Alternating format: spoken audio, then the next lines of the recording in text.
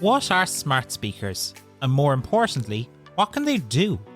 Whether you're asking Alexa the time or Google to play the Beatles, smart speakers can be an incredibly powerful tool for people with sight loss. Sign up for our smart speakers overview now. Just send an email to training@vi.ie. That's training@vi.ie.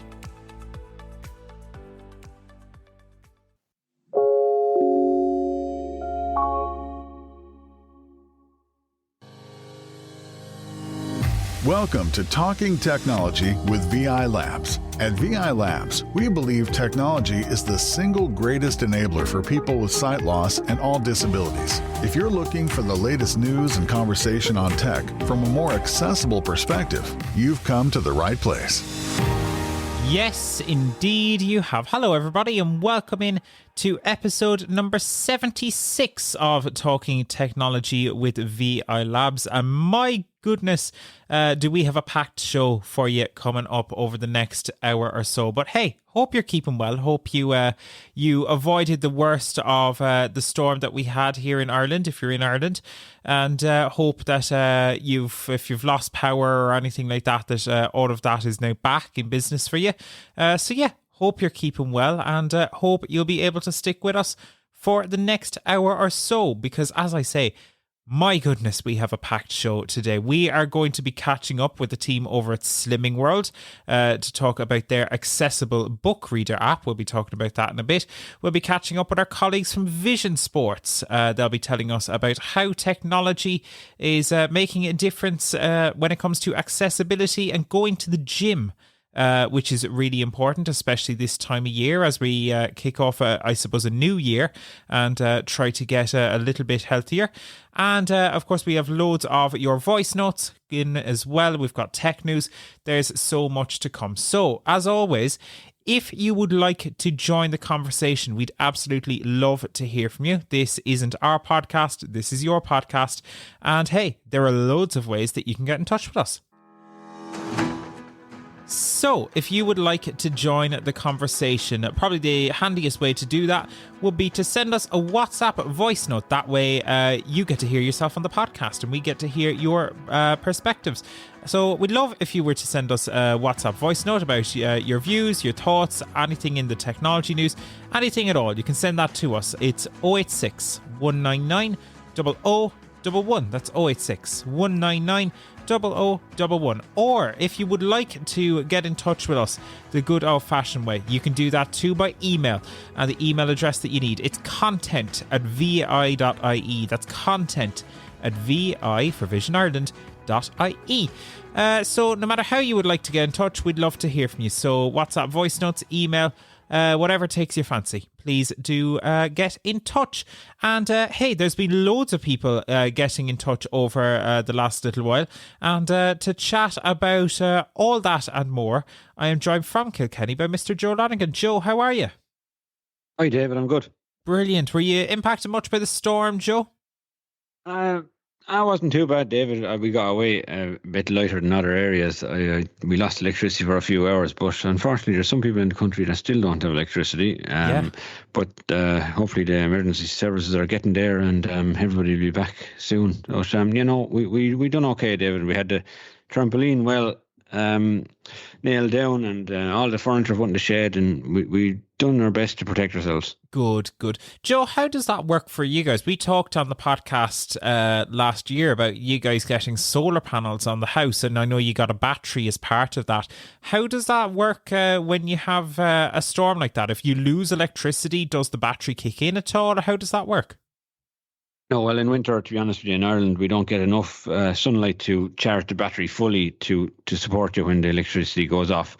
But the people that installed the solar panels told us to actually turn off the battery and the system outside, because they were expecting electricity to go off and they didn't want a surge going into it when it came back on and stuff like that. So we were advised to turn it off for a few hours, and that worked out, and I didn't notice any issue. But Yeah, solar panels are great, but in winter in Ireland, unfortunately, we don't get enough sunlight to keep us going for when these issues happen. But especially when the snow was there as well, the snow was on top of the panels, so that's another bummer for solar panels. When they get covered in snow, they don't give you much energy. That's interesting. You learn something new every day. I didn't know that, but there you go. Thanks, Joe. So, Joe, loads of people sending us in voice notes. We're starting off this week with a perspective from Alison. We were talking previously about the TikTok ban, and we were asking what social media platforms people used. Here's what Alison had to say. Hi there, my name is Alison.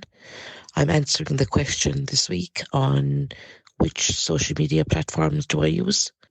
I basically kind of use them all. Facebook, Instagram, TikTok, Snapchat, X. I'm visually impaired, so I'm completely blind in my right eye. To be honest with you, I find social media difficult. A lot of the text is small. Doesn't take into consideration people that have a visual impairment at all. And it's quite difficult at times. It's 2025 and you would think that things would be more accessible for people. Not just people who are blind or visually impaired, but older people. It's not fair, to be honest with you. So I do find it difficult with social media at times. So, yeah. Yeah, it's a valid point Alison raises. Joe, how do you feel on the subject? Obviously, things like the, TikTok and stuff like that. We talked in the newsletter about that app has a lot of blind users and people are building a community over there. But social media can definitely be difficult. Yeah, social media can be difficult at times. I use VoiceOver myself, so I don't have much issues with it as such. I suppose I can read most posts, and for ones I can't read, sometimes I can use Be My AI or Seeing AI to read some of the pictures. But for someone with low vision, there is certain things you can do on your phone to help you. I suppose you can go into accessibility and you can turn on some of the larger text sizes and put things in bold. Maybe try your phone in dark mode. That might help you. Even high contrast or inverted colors. There are other settings that you could try in the accessibility settings. And look, if you're finding things really too difficult at that stage, you could maybe turn on the zoom function inside of accessibility as well and give that a try. Or I suppose you could even convert to VoiceOver eventually if you're finding things still too difficult. But we're here to support you anyway. If you want to contact labs@vi.ie and we can get in touch and see is there anything we can do at all. Yeah, there's a thing in WhatsApp, if you're a WhatsApp user, where you can go into the chat settings and increase the text size as default. They have 3 settings in it for the whole app, so that's something that's worth bearing in mind just for that particular app too. That's right, Daniel. Some apps do have their own accessibility settings. Also, the Google app, if you go into the 3 dots in the top right, you can change font sizes as well. So keep that in mind and check out all the apps' individual settings as well. They will have some small accessibility fonts or settings that you can try, but they're not all guaranteed to have it. Absolutely. Yeah, there's some interesting stuff in there, so some good advice for sure. I know some apps can definitely be a bit more challenging than others. I know a lot of people, for example, tend to bake text into photos on Snapchat and stuff like that, and that can be difficult, but there are options. Joe mentioned Zoom there as a potential one, for example. So yeah, more information on that. You can find stuff out about different social media platforms on our website. Or if you do need more support, by all means, don't hesitate to get in touch. Thanks so much for that, Alison. Great perspective, and we loved hearing from you. So thank you so much. Another person who got in touch with us this week was Cian. Cian is getting all sorts of new technology, and specifically, he's got a new iPhone 16. Hi, guys. It's Cian here. Love your show as always. Happy New Year to you all.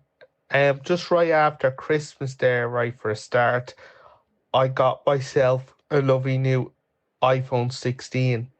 And I was wondering, is there any tips you could give me using it going forward? Because I'm not sure about a lot of the features yet that I'll be able to experience, because I got rid of my iPhone 11 and upgraded to the latest model.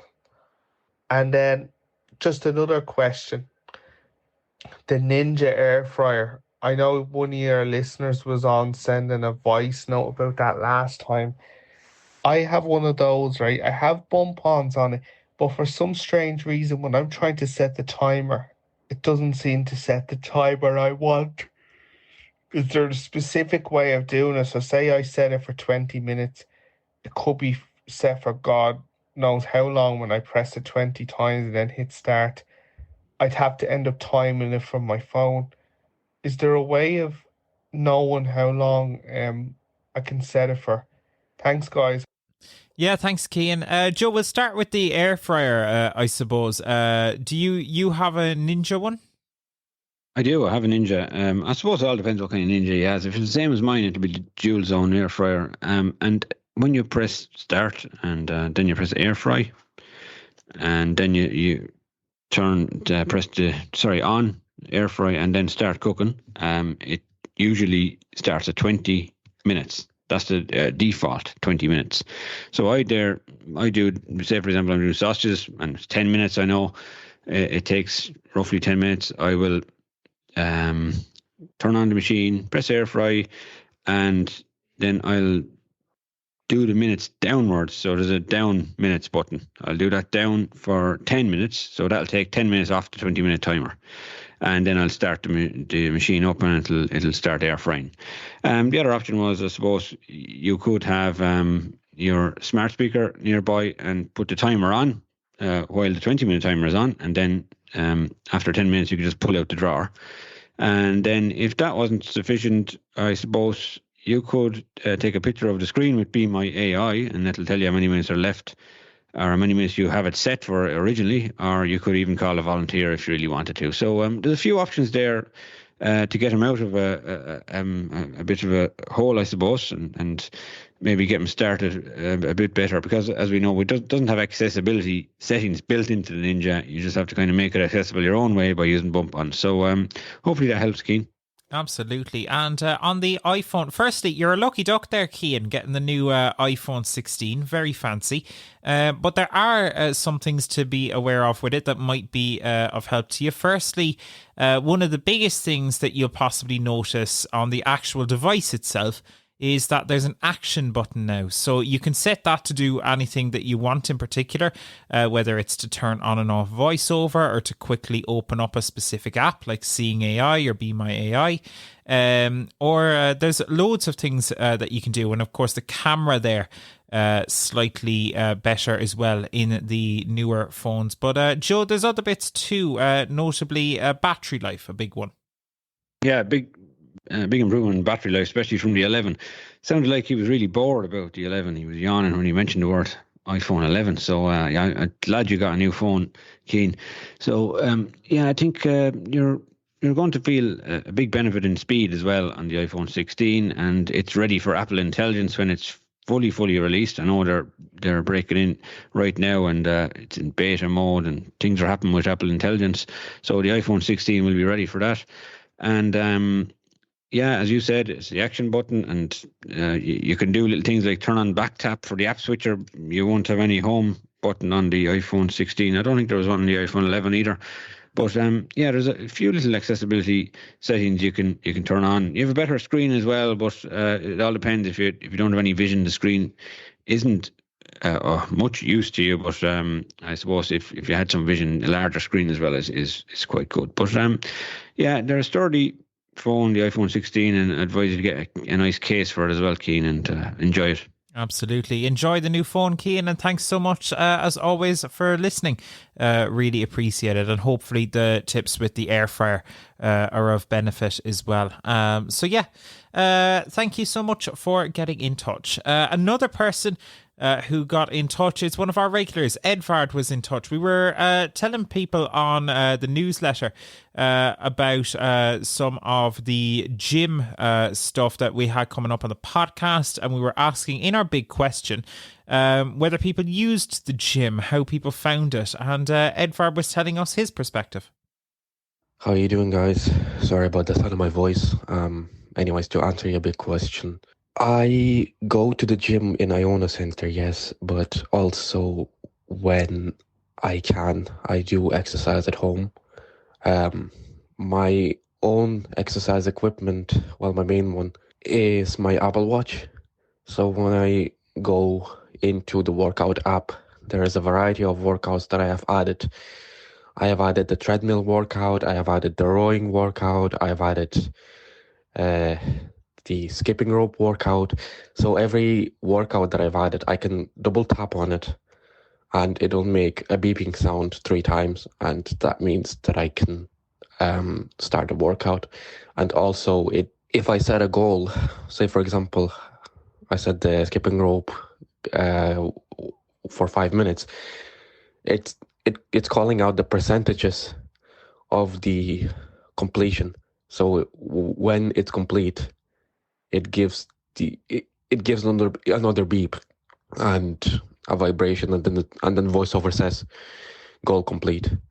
So it's actually really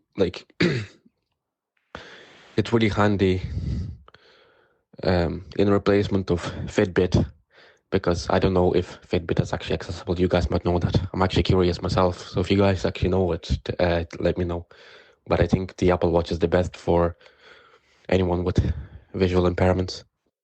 Yeah, thank you so much, Edvard, for the message. And it sounds like you've a bit of a cold there, so hope you're feeling better soon. But Joe, the fitness workouts and in Edvard's case, using the Apple Watch or a Fitbit and devices like that, those wearable devices, is this something you're into much yourself? Yeah, I like the Apple Watch. I know there was an article in the paper last week saying that some of these wearables are giving people anxiety because they're trying to keep up with all the different things on them. But if you like the Apple Watch, you can even start your workout by using Siri and saying something like start my indoor walk, start outdoor walk. When you've started your walk, and you can just hold down the button and say start outdoor walk or whatever, so or any of the ones that Edvard has mentioned there. To go onto the Fitbit, I suppose it's not accessible from the watch face itself. It's accessible from your Fitbit app on your iPhone or your Android phone, and you can access all areas as far as I could see, and you can also sync it with Apple Health and things like that. So the Fitbit app watches are good, but keep in mind from the face of the watch itself, it's not very accessible, especially with there's no text-to-speech in most of them as far as I can see. Yeah, I believe you're right in that. Now, what I will say is, I'm wearing an Apple Watch right now. It's a slightly older model. It's the Series 5, but they are really good. I'm not someone who would go, for example, to the gym on a regular basis. I don't know when the last time I was in any form of a gym, probably back when I was in school. But you can use the Apple Watch to do a lot of workouts in that way. I've often done just little indoor runs or walks, just up and down the hall, and it's safer because you don't have as many obstacles or anything like that. Or if you have a treadmill at home or anything like that, that's another way to do it. But the Apple Watches can be really handy for that sort of thing. And many people, I know Edvard mentioned there going to the gym, and it is an area that a lot of people do struggle with. Someone else that got in touch with us was Fergus, and Fergus mentioned as well that he does go to the gym, but he also finds it a bit of a struggle. Yes, I use the gym. It's not easy, but my daughter helps. And yeah, I mean, it is one of these things where you can get assistance with these things, and that is fantastic that you have that support. But it's good as well, Joe, to be able to do these things at home, isn't it? Well, it is. Fergus mentioned his daughter helps him, which is great if you have that assistance, of course. I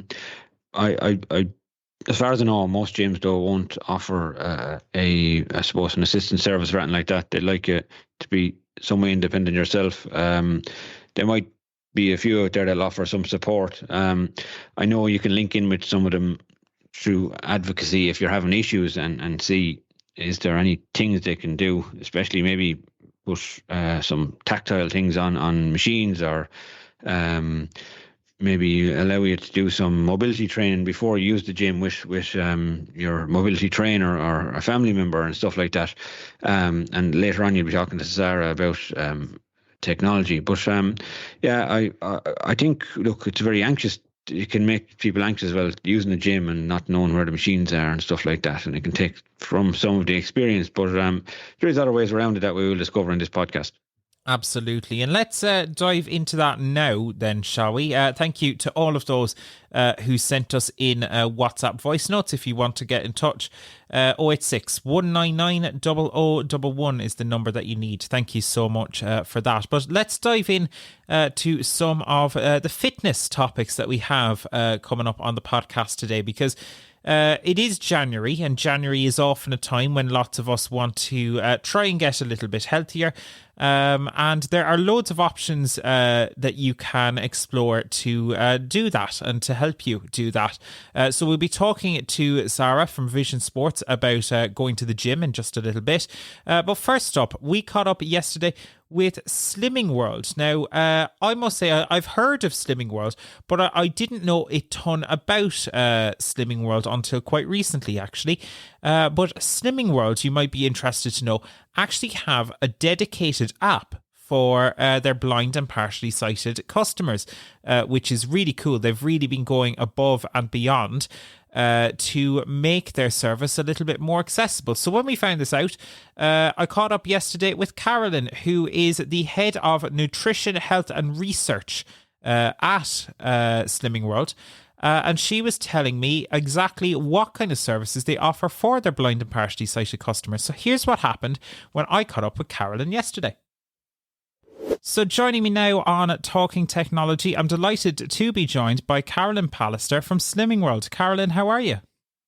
Hi there, I'm really well, thank you. Awesome. So Carolyn, I suppose for many of our listeners, they may know what Slimming World is, but for those who don't, what is Slimming World? Yeah, absolutely. So Slimming World is a weight loss organisation. We've been around now for about 55 years, having been started back in 1969. We have a number of groups, groups running in the local community, running across the UK and Ireland. Our groups are all run by Slimming World consultants, so they're people who have lost weight themselves with Slimming World and then gone on to become consultants to support more people to achieve their weight loss dreams as well. The ultimate aim of Slimming World really is to support people to lose weight and sustain it. We've got an eating plan that's generous, healthy, don't need to go hungry while you're losing weight.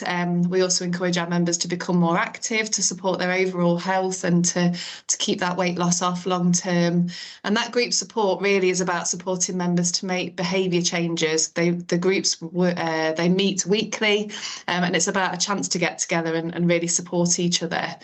The other thing I'll mention as well is we do have an online programme as well, Slimming World Online, for those people that either can't attend a group or prefer not to attend an in-person service. That's awesome. I've often heard people talking about, how many sins something is and all of these various things. That's a Slimming World initiative, I believe, isn't it? That's part of our eating plan, yeah. So our eating plan is called Food Optimising, and it's all about encouraging people to eat plenty of healthy, everyday foods. So filling up on great things like fruits and vegetables, rice, pasta, potatoes, lean meat, fish and poultry, all of those foods that you can eat to fill you up while you're losing weight. And then we also have healthy extras as part of the plan, which encourages members to enjoy calcium-rich foods and fibre-rich foods as well. And then the third category is SINS, which stands for Synergy. And that's really about encouraging members to eat a little bit of what they fancy every day, to make sure that the plan is nice and sustainable and enjoyable still too. That's very important. Awesome stuff. I suppose that one of the things that would be of significant interest to our listeners, Carolyn, is that you guys have some really interesting supports available for members who have visual impairments or who may be blind. Do you want to tell me about some of those initiatives that you have? Of course, yeah. So for any members that join us who are blind or partially sighted, we have large print versions of our main books, for anyone that's helpful to. We also have audio or braille versions of the main packs as well. We also have a book reader app, which features accessible editions of our much loved recipe books. And that's something that is free to download, and the consultant then can help members to access those books through the app. We also have audio versions of some of our other member books, and PDF versions of purchased recipe books as well, if that's helpful, allowing members to kind of resize to aid any sort of readability. So we have a number of different things available to support members. That's awesome. And I suppose you mentioned there the book reader app, and I found this fascinating because it's a dedicated app designed for blind and partially sighted members. Mm-hmm. That's actually, that sounds like Slimming World kind of tries at least to go above and beyond in many respects. So where did this kind of aim to become more accessible come from? Yeah, absolutely. I think as an organisation, we have always wanted our groups and our service to be as accessible to as many people as possible. And really, these things have come about from our members letting us know things that would make their lives a little bit easier if we could do different things and offer them. We're always open to feedback from our members, and we'll always have a look to see what we can do to make things more accessible. So that's really what's driven it, I would say. In the past, we've met with organisations like the RNIB and asked for their advice as to what more we could do, and we've often taken their advice on board as well. So a combination of things, I would say, but really come from a passion for us to try and do as much as we can to make us as accessible as we can. Brilliant. And has there been, so far, I know things like the book reader app and the more accessible versions of your books and stuff, that's something you've been working on for a while. Has there been much uptake, or have you noticed an impact on that? We've certainly seen demand for those resources, and we'll be continuing to offer them as long as the demand's there, for sure. We've also been doing some work on our websites as well to make sure that they're accessible and as usable as possible. So our websites can also be used with a screen reader or screen magnifier as well, which we know can help. Absolutely. Brilliant stuff. Well, I suppose speaking of, the websites and all of those kind of details, if someone wants to start with Slimming World, and we'll get onto the details in a second, but if someone wants to start exploring a weight loss journey with Slimming World, what are those first steps? Where do they get started? How do they get started? Yeah, absolutely. Well, the best place to start is probably on our website, which is slimmingworld.co.uk. On there, there's lots of information around what the plan involves and how to join and that kind of thing. There's also a handy place where you can pop your postcode in or your location, and it lets you know where all of your nearest groups are. So if you were interested in joining, you can find your nearest group. You also get things like the phone number of the consultant that runs your local group by using that website. So you can give them a call before you start, if that would be helpful as well, just to chat about, if you're feeling nervous about coming or you want to check anything out. The consultant is always on the end of the phone there to give reassurance and to help you coming along feel that bit easier. Awesome. And where then can people find that information? There's the website, and are you guys on social media and stuff? We're on social media as well, yeah. So just if you search for Slimming World on any of the main social media apps, you'll find our main page. Brilliant stuff. Carolyn, thank you so much, and well done to you and the entire team over at Slimming World. It's great to see companies improving accessibility like this, so fair play. Thanks for having us on. Yeah, it's really interesting to see the amount of work that they've put into that. It's unusual in many respects, isn't it, that you will have a company that is willing to build a dedicated app for their blind and partially sighted customers. But it is fantastic to see. And joining me now on our technology training team is Mairead O'Mahony down there in Kerry. And Mairead, you've actually had some experience with this whole setup before, and it sounds quite impressive. Yeah, I've been with Slimming World for a while as well, and I got to, I lost almost 3 stone with it. And to be fair, I loved it as well, because it was like nothing, if you want, is out of bounds. You just have to kind of monitor everything you have, but it's not like counting calories and counting points and all that kind of thing. So like there's certain foods you can have, pretty much as you want of them within reason, like, like lean meats and fish and that kind of thing, as Carol was saying there.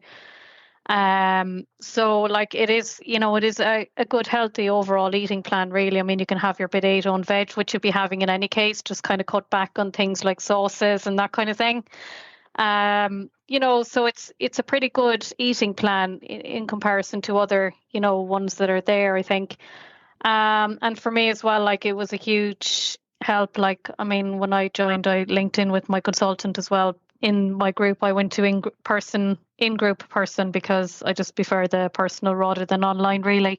And I think you kind of get more motivation in a group as well if you can go, like, if you can go to the group from your other peers in the group as well. So I'm actually I've gone, like, one thing to mention as well is if you set a target, like if you set, I don't know, that you want to be whatever weight and you reach that target, once you remain 3 pounds above or below that target, you have free Slimming World membership as well then, like for the rest of your life. Like, so you can kind of go back every couple of weeks and, just make sure you're not missing out on anything. And so that's good as well to, it keeps you motivated once you're within your target. So very good. Like for me as well, I also found like the braille, access to the braille recipe books and things was very beneficial as well. So I, any recipe book I wanted or anything, I was able to get in braille.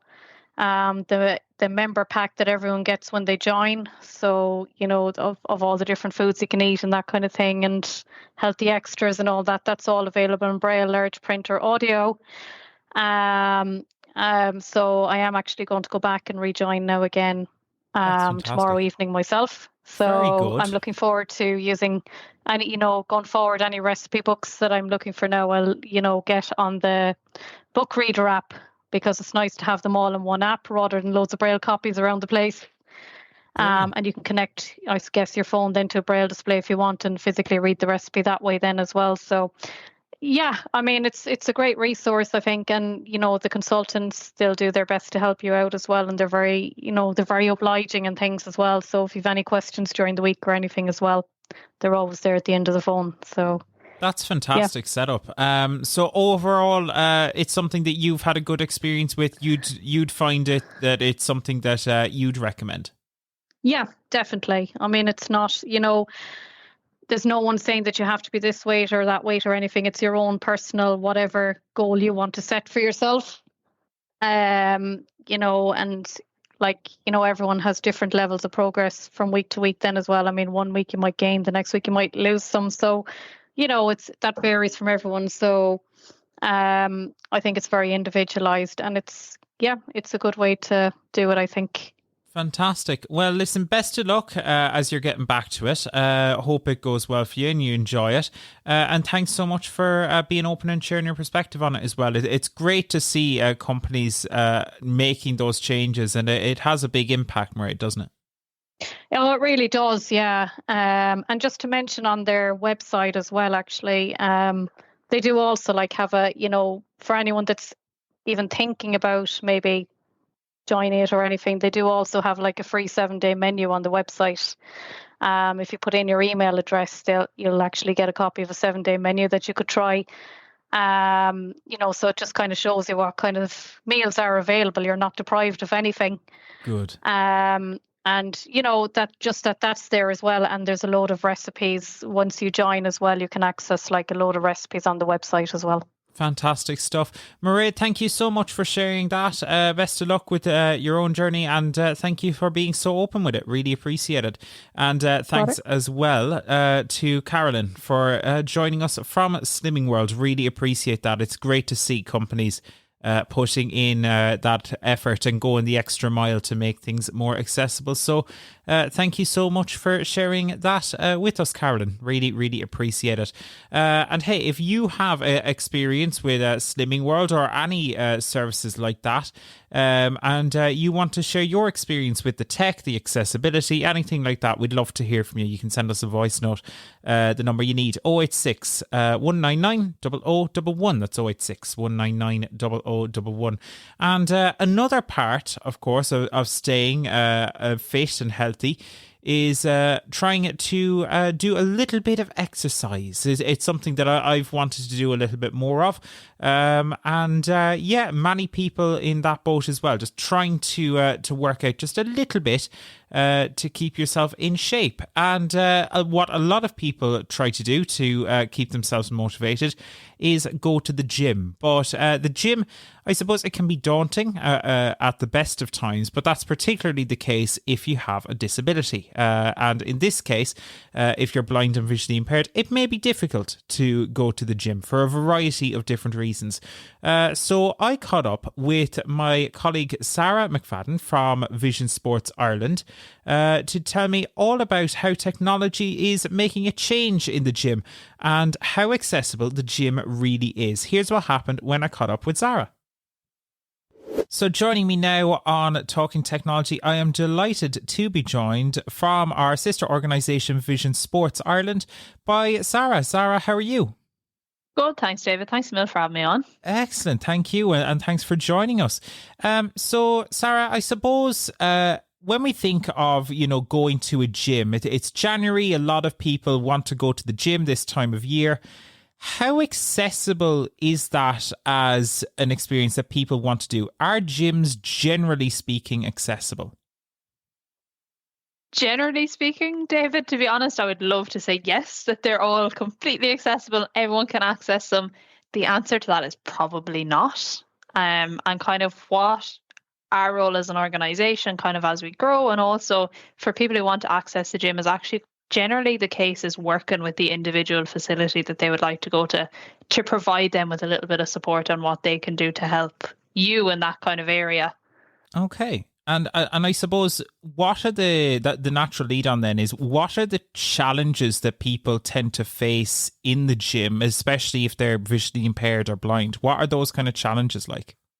Yeah, like the challenges people face, like I have a vision impairment myself, David. So like the challenges when I would access gym or when anyone would access the gym, it doesn't always start actually once you walk in the door. Like it can be getting to the place and everything that can add into that. So like you may get the local bus and then have to get from the bus stop to the gym. And then once you get into the facility, I know something we spoke about offline, David, was about the kind of technology and the impact that that's having on accessibility. Although it's a great and it looks great, like you start off, you have digital barriers where you need to go and scan your card or your QR code on your phone. You have to get that QR code. Is the app accessible? Probably not. Maybe it is. You then have to go find where to scan that, or you have to go wait in a queue, try and get reception. Like it can be quite a big piece, and that's before like you've even got to the changing rooms. You have to then see, is the accessible changing room? A lot of places there is an accessible changing room, and the really awful thing to say is that they're probably using it as a storage facility, which is what I've come across myself in my own experience. Or I know places seem to be getting a lot better, which is really kind of encouraging to see, where you see that they really are prioritising inclusion and they're making sure that they have lifts and that they'll say that they'll meet you at the door and all of these things. So like that's before you've kind of even got in, and it's quite a scary piece, like actually going there, especially for your first time. Like there's so many people, January is the time we all want to set our goals and we all want to lose 10 stone and we all want to do all the rest that comes with that. But like it's such a big piece to actually step inside the door, and that is such a good start. So for anyone who even just goes, they sign up, they go in the first day, once you're one day down, it gets easier from there. Like that's kind of all those pieces are before you even kind of walk into the gym floor, and then you have to consider the equipment and the layout of the equipment and all of that. But like of course there's a lot that can be done, like the technology we spoke on. We'll probably go in a little bit later into a little bit more of that, but like that can have an impact on accessibility as well, and kind of what people are using tech for versus kind of the old fashioned methods that maybe we got more used to become accessible versus kind of what's impacting that. Interesting. Yeah. And I suppose like as technology evolves, I suppose we're seeing more and more of things like, touch screen, where traditionally something like a treadmill might have just, been fully tactile buttons. Now is that starting to change significantly? Yeah, we're seeing a lot of that. And in certain ways, they can be used really, really like in quite a good way, particularly, let's say, for someone with a vision impairment. I've seen it where there's equipment that you can get now that all you do. So basically, you tap your membership card off that machine and it auto sets all your weights for you. So like it remembers what you were on last week and it sets it and you can adjust it up and down. That's for really someone cool. That's great. Like for me personally, when I'm trying to set my weight on a machine, let's say just a loaded machine, I'm like, God, I can't actually see the number here to see which one I want to put it into the slot. So whereas when you're tapping your card and it's auto setting it, that's something that's really beneficial. But for someone maybe with very low or no vision, there's probably not an audible version of that where you may adjust it or whatever might come in. So it can be really beneficial, or then it may be something that needs a little bit of work, but there's so much space that these can be developed into something that can become really accessible. That's interesting. And is there, I suppose, if you didn't want to deal with those risks of inaccessibility, are there dedicated gyms for people with disabilities? Is that a thing that exists in Ireland right now? It's something that Ireland is really lacking on, personally, that I believe.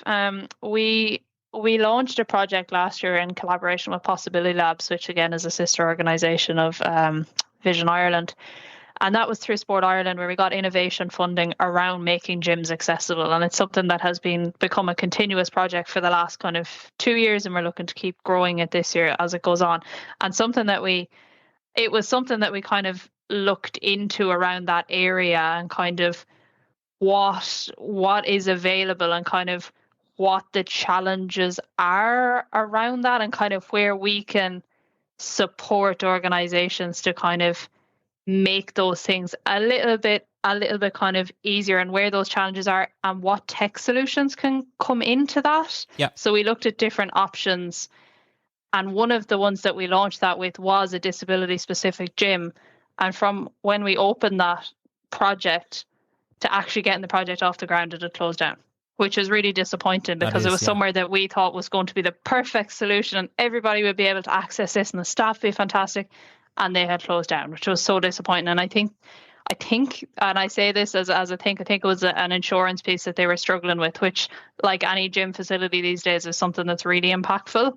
Mm-hmm. But yeah, I think it's something that Ireland is really lacking on, because like we wanted to have all of these things to help all these kind of mainstream gyms, but sometimes it actually will take that little bit extra support where people might require that specific gym for someone with a disability. But it is somewhere that Ireland really kind of needs to step up their game a little bit. And I suppose it's broader than vision impairment or blindness then in some respects, because even for, like something like a dedicated gym, if the staff are trained adequately, that could really benefit quite a wide group, whether it's people with a broad range of disabilities, but also older people, I'd imagine, if you stretched that out a bit. Absolutely. Or like you could have older people, you could have younger people with disabilities, you could have wheelchair users, you could have people who are blind and vision impaired, you might have people like with the intellectual disability. Like there's such a broad range of actually having a little bit of training and a bit of knowledge and how you can support and adapt things can really make the world of difference in that case. But like there's so much that maybe gyms aren't necessarily even aware of to start with. They can say, oh, we're so accessible and we're so open because we have a lift and we have an accessible changing room, but actually it goes a lot further than that. And it's our job as an organisation to try and get that information out. And that's a project that we're currently working on at the moment as part of that innovation project funded by Sport Ireland. We're looking at putting out a suite of resources, information, videos, PDF resources that actually teach gyms how they can make their facility more accessible to someone who's blind and vision impaired.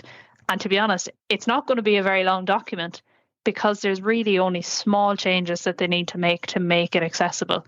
Like you can add like a little bump onto a treadmill and all of a sudden you've made it accessible because you can find the up, down and the start, the on, off button. It's something that's really simple that you wouldn't even think of. Or like the LCD screens, you can get audible versions of them.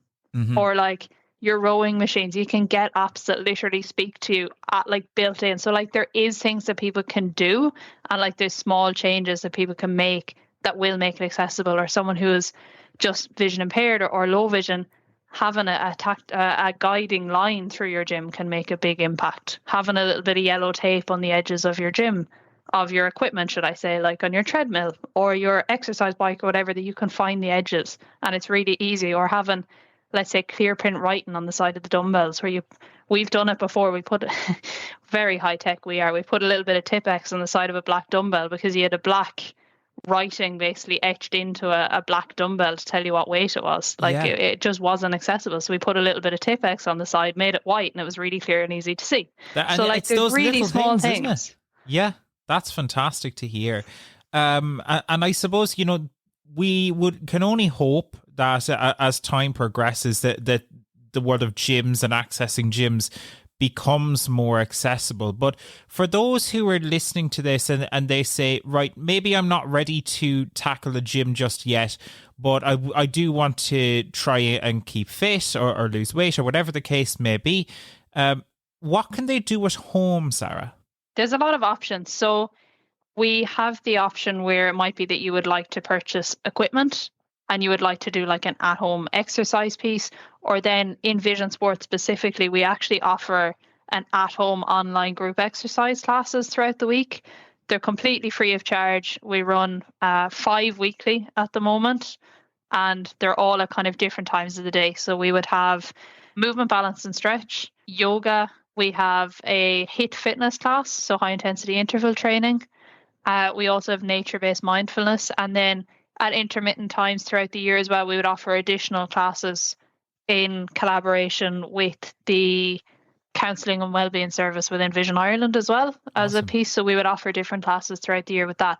But our online exercise series is literally, it's a weekly program. You can sign up, you can come drop in and out. If it works for you on some days and doesn't on other days, that's absolutely fine. It's something that we want to offer because we're mindful you can't always get out to your local gym. It may not be on a bus route or a train route, or you may not actually be even able to get to the bus to start with. So for us, we brought this in actually during COVID when nobody could leave their house at all. So I know, David, you're well familiar and kind of nearly the positive impact that has had in technology and what has come out of that in terms of accessing things remotely and everything that's come with that and at home based stuff like that. But the home exercise series is something that's a really good option for that. And then like there's always like YouTube is a great resource as well. Like there's a lot of stuff on YouTube that's available if you wanted a specific home workout. You didn't want to do it in, let's say, our group side of things. If you want to do something at home, I know it can be difficult to find something that's really adequately audio described. That's something that and that's kind of how our home exercise series came around, was we saw that the online classes that were happening for the general population weren't really accessible because it'd be like, do what I'm doing, and you're looking on a MacBook screen that's tiny and it's sitting across the room. Like it just wasn't something that was very accessible. So the YouTube can be great, but it sometimes takes a lot of finding out what can be really actually useful to you. Like if it is audio described enough, if you find it easier enough to kind of comprehend what's happening. That's why our classes are audio described, and we work with our instructors to make sure that it is. And let's say we get feedback, like we have ongoing instructors that are working with our groups for 4 or 5 years at this point. But if someone comes back and they're like, actually, I don't think that David's class is fully audio described, I'd like a little bit more info, we're always happy, and our instructors are always happy to kind of work with us on that. And it's great because we have that kind of constant building piece. Brilliant stuff. Sarah, thank you so much for joining us. Best of luck with the year ahead in Vision Sports. And who knows, I'm sure you'll be back on Talking Technology with us again some stage. But for now, thank you so much. Thanks a million, David. Some really cool stuff there from Vision Sports. And it's great to see that, you know, efforts are being made to make environments like the gym and the world of fitness and sport generally more accessible. So well done to Vision Sports and the team over there on that. If you do want to find out more about Vision Sports, you can visit their website, www.visionsports.ie. And there you will also be able to find out about some of the really cool events. They have Mayfest coming up this year. Zero Limits is back. There's so much to come from our colleagues over in Vision Sports. So check them out online, visionsports.ie, and they're on all the main social media platforms as well, which is really, really cool. But now on Talking Technology, a reminder that if you do want to get in touch with us, you can send us an email to content@vi.ie, or you can send us a WhatsApp voice note to 086 199 011. But now it's time for me to do something that I have not done in quite a long time. It is time for me to push a button that means it's time for an ad break on Talking Technology. We'll be back in just a few minutes. Don't go anywhere. We'll have tech news and more quick picks after this. See you in a bit. Talking Technology with VI Labs continues after this. Don't go anywhere. Every day in Ireland, 18 people begin to lose their sight. This startling statistic becomes even more heartbreaking when you learn that 75% of blindness is preventable with early intervention. If you or someone you love is experiencing difficulties with their eyesight, don't wait. Call Vision Ireland today at 1800 911 250 or make a referral through our website at www.vi.ie. We're here to help because sight matters. Did you know that your Windows computer has many really cool accessibility features built in for free? Well, it does. From on-screen adjustments to a screen reader called Narrator, the Windows Ease of Access settings provide some really powerful tools for people with sight loss. Want to learn more? Sign up for our course on Windows accessibility features now by sending an email to training@vi.ie. That's training@vi.ie. At Vision Ireland, we're here to support people with sight loss through every stage of life. From helping children thrive in school to guiding young adults into further education and empowering career success, our tailored services make a difference. Call Vision Ireland today at 1800 911 250 or make a referral through our website at www.vi.ie to learn how we can support you or your loved one on their journey. This ad break is over. Thanks, Joe. Yes, indeed it is. And of course, if you want to find out more about Vision Ireland, you can find all that out on our website, vi.ie. But now back to the content where it's time for Talking Technology News. This is Talking Technology News. So with your latest Talking Technology News, I'm Daniel Dunn. A new, cheaper AI model from China has resulted in competition for the US-based AI companies such as OpenAI, Google and Meta. DeepSeek is a new open-source AI engine and doesn't require the same level of resources as many of its American counterparts. The DeepSeek model hasn't been tested in assistive technology contexts yet, as it's only new, but as it is cheaper for the developers, there will inevitably be some experimentation. More competition in the space can only be a good thing, as it drives prices down and over time will likely drive quality up. The American companies will now need to try and compete on either quality or price, so it's going to be an interesting few months ahead.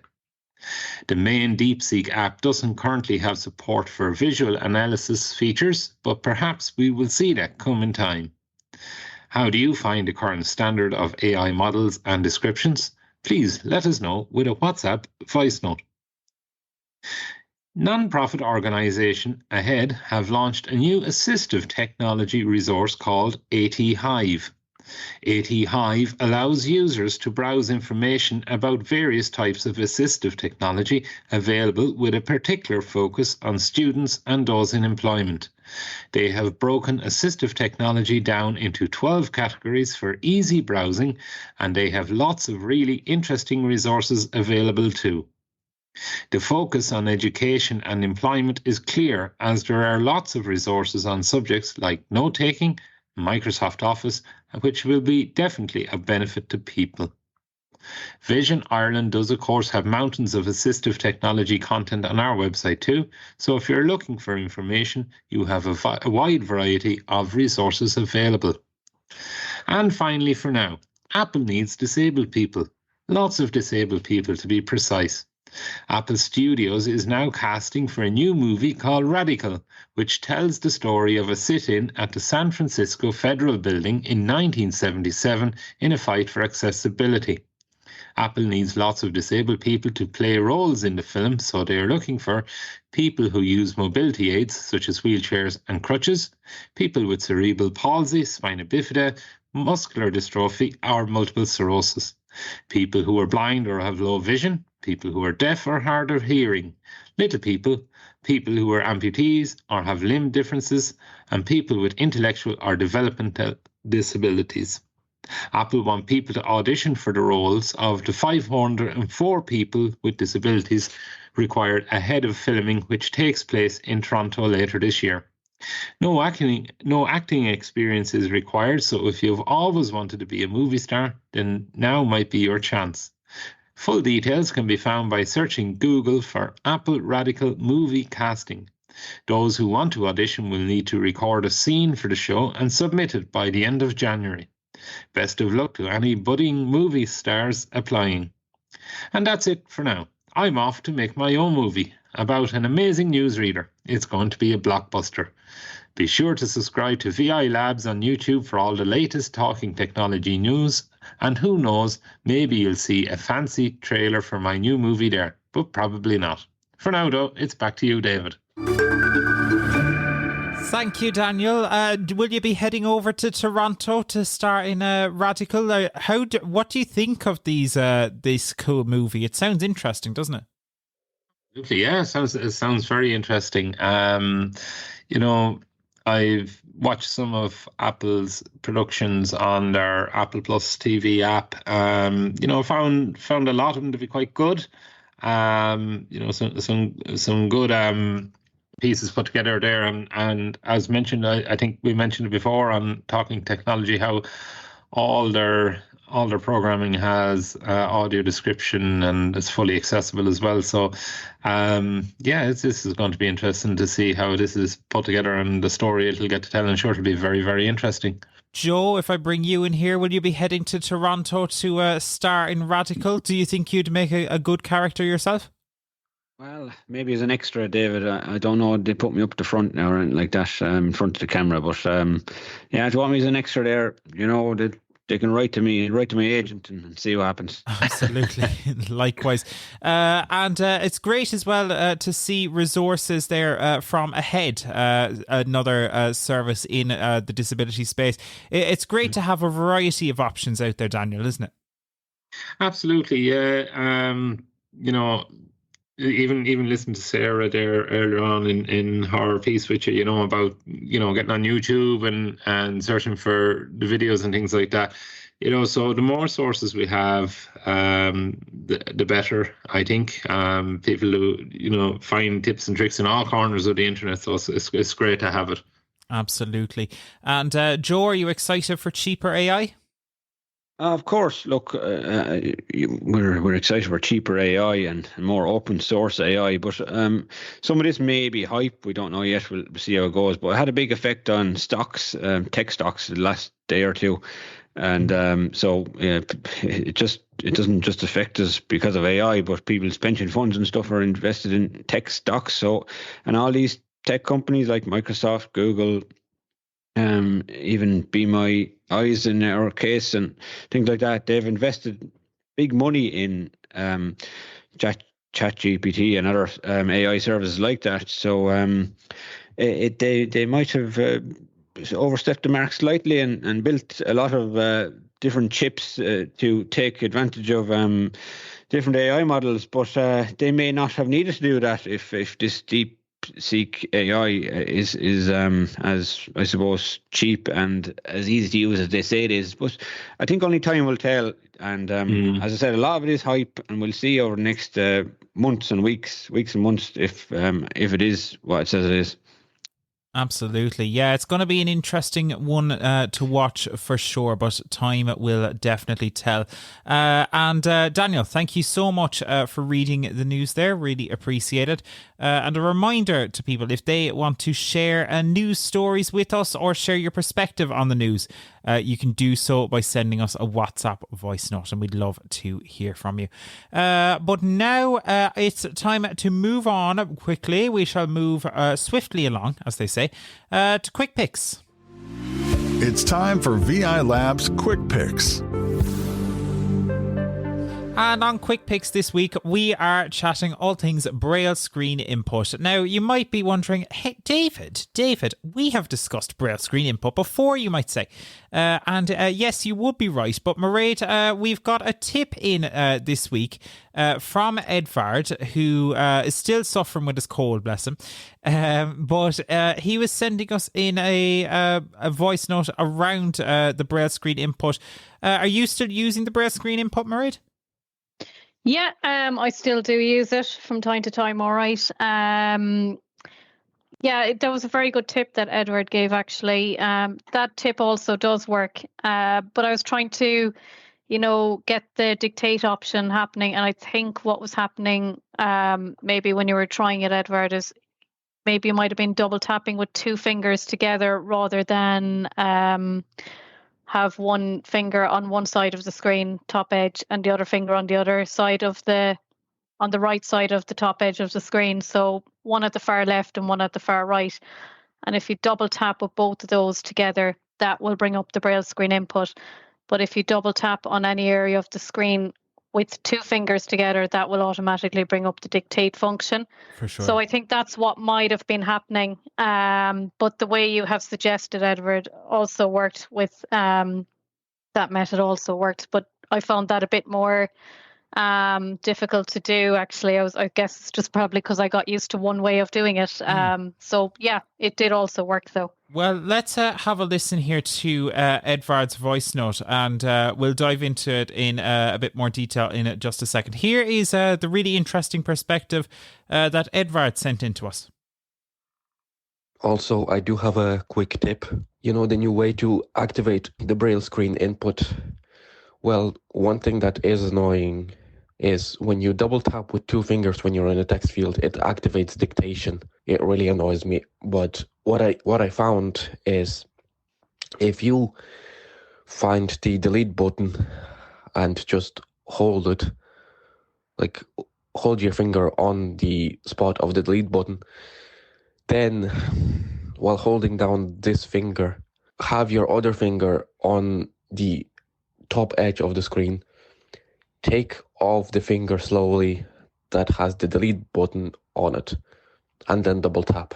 So it basically gives like a gentle kind of double tap, so it doesn't trigger the dictation. Sometimes it works, sometimes it doesn't. It's actually 99% that it will activate dictation if you do it that way. I found it really useful. Cheers, guys. Thanks, Edvard. Yeah, Mairead, you find the Braille screen input and doing this, it does work, and you find it of benefit, but it depends on how you do it, I guess. It does. You really need to be at the top edge of the left and the right side. So the very top edge on the left side and the very top edge on the right side. And what I would just use is my index fingers on both hands, and I would just double tap at the very top left edge and the very far right edge at the top. Double tap with both of those fingers together, and that will automatically turn on the Braille screen input then once you're in a text area. Very handy stuff. Mairead, Edvard, thank you so much. Really appreciate that. It's great to see Braille screen input getting the use it deserves as well. Just to say there, sorry, David, if Edvard would like any support with the Braille screen input or has any other questions on it, feel free to send an email to labs@vi.ie and one of the Braille team will get in touch with him and support him through it. Absolutely. And that goes for anyone, of course. You can send an email there to labs@vi.ie. And we do have some Braille courses coming up as well. So always good to check those out. Mairead, thank you so much for that. Thank you. But for now, that is our show, ladies and gentlemen. Thank you so much for sticking with us over the last little while. Really appreciate it. A reminder that you can subscribe to Talking Technology wherever you get your podcast, on Spotify, Apple Podcasts, all of these various places, you can subscribe to Talking Technology, or you can subscribe to the VI Labs YouTube channel, and we'd love to have you over there. And sometimes there are even extras, but I don't think Daniel's movie trailer will be one of them. But for now, thank you so much for listening to Talking Technology. We'll see you again really soon for another episode. But for now, thanks so much, and we'll see you then. Thanks for listening to the Talking Technology podcast with VI Labs. If you'd like to support our show, please visit vi.ie/donate. Talking Technology is proudly sponsored by IA Labs, the market leader in digital accessibility services. IA Labs, digital inclusion, your legal obligation.